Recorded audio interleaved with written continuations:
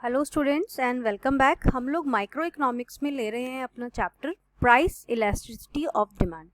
इसके अंदर हम इसके फैक्टर्स पढ़ चुके हैं और भी चीज़ें पढ़ चुके हैं। आज हम इसकी देखेंगे डिग्रीज। ठीक, अब आप कहोगे कि भाई ये डिग्री क्या हो गई, इसके अंदर डिग्री क्या होती है।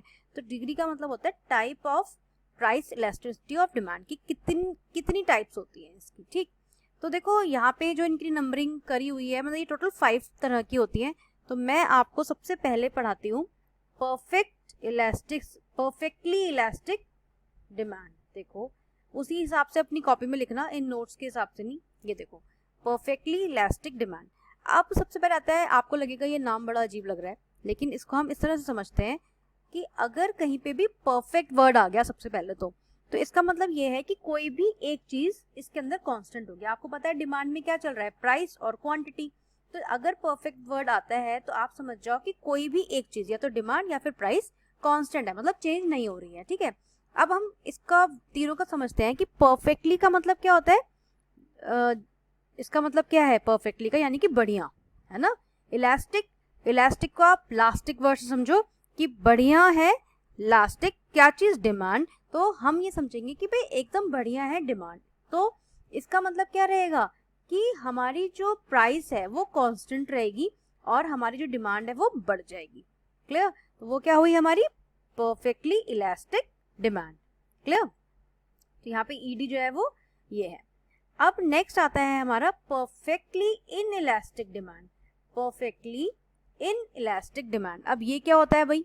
परफेक्टली माने एकदम बढ़िया, इन इलास्टिक मतलब नॉट प्रॉपर, मतलब कि ये प्रॉपर नहीं है। क्या नहीं है, डिमांड। तो इसका मतलब क्या हुआ कि क्या चीज इसके अंदर कांस्टेंट है, इसके अंदर यानी कि परफेक्ट वर्ड है तो कुछ ना कुछ तो कांस्टेंट हो गई, लेकिन ये कह रहा है कि इन इलास्टिक है, अच्छी नहीं है इलास्टिक। किस चीज की, डिमांड की। तो इट मीन्स कि जो हमारा डिमांड है वो हमारा कांस्टेंट रहेगा और प्राइस बढ़ रही है। तो देखो 2 से 4 हो गई प्राइस और जो डिमांड है वो 10 की 10 ही रही, है ना। तो डिमांड तो यहाँ पे ही है और जो प्राइस थी वो यहाँ से यहाँ पहुंच गई। ठीक, ऐसे ही देखो उस वाले का भी हम देखते हैं परफेक्टली इलास्टिक का, कि इसमें प्राइस तो 4 ही है लेकिन डिमांड जो थी वो 10 से 20 हो गई, है ना। तो ये प्राइस तो कांस्टेंट है बट डिमांड 10 से 20 हो गई। ऐसे ही इसके अंदर इनइलास्टिक मतलब डिमांड तो बिल्कुल भी नहीं अच्छी थी, तो क्या हुआ कि डिमांड तो कांस्टेंट रही और प्राइस इसकी बढ़ गई। क्लियर, अब हमारा थर्ड है मोर इलास्टिक डिमांड। तो हम उस पर आ जाते हैं।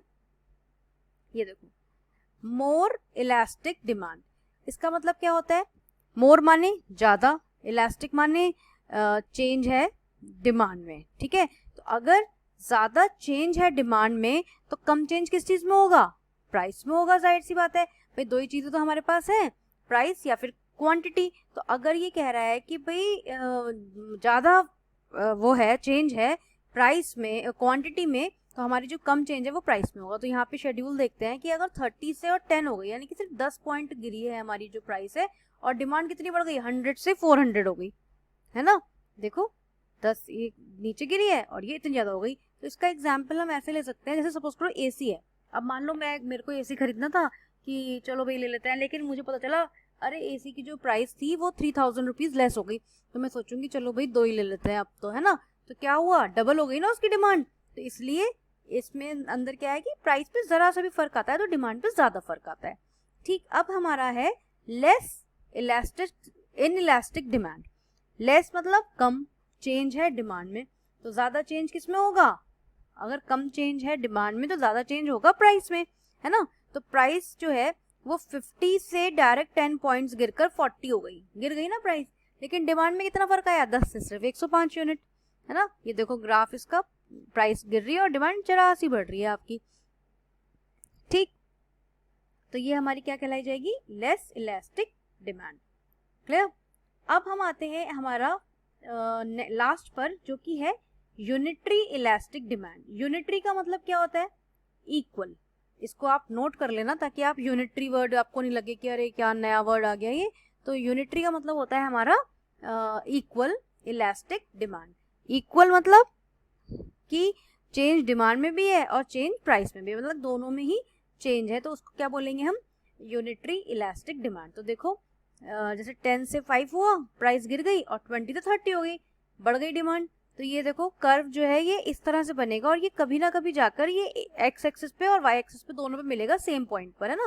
तो ये क्या होता है हमारा इक्वल, जब चेंज आता है इसके अंदर तब बोलते हैं। तो इसे हम ये भी बोलते हैं कि percentage change in quantity demanded और परसेंटेज चेंज इन प्राइस। ठीक है, तो इसमें हमेशा जो ईडी है वो 1 रहेगा। देखो लिखा है ना ईडी इक्वल टू 1, तो ये क्या है आपका यूनिटरी इलास्टिक डिमांड। क्लियर, आप इसको देख सकते हो ये चीज। ठीक, तो इसी के साथ हमारी जो डिग्रीज थी वो भी फिनिश हो गई हैं।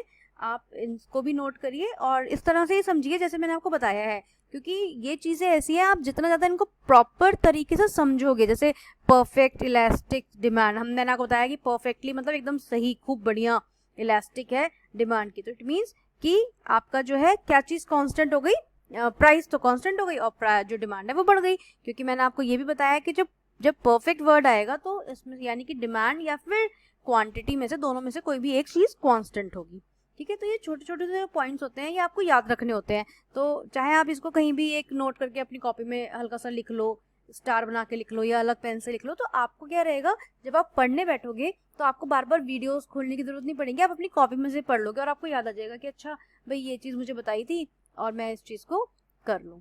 ठीक है, तो अब इस वीडियो को हम यही एंड करते हैं। Thank you so much.